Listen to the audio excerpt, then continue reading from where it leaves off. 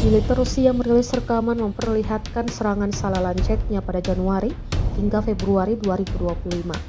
Menurut sumber Rusia, sejak awal tahun 2025, sekitar 200 unit peralatan tempur angkatan bersenjata Ukraina telah dihancurkan menggunakan amunisi loitering keluarga lancet. Ini termasuk howitzer M777, senjata gerak sendiri AHS Scrap, kendaraan tempur lapis baja internasional Max Pro, pengangkut personel lapis baja M1126 Striker, kendaraan tempur infanteri M2A2 Bradley, serta tank Abrams Amerika dan Leopard 2A4 Jerman yang ditransfer ke Ukraina oleh negara-negara NATO.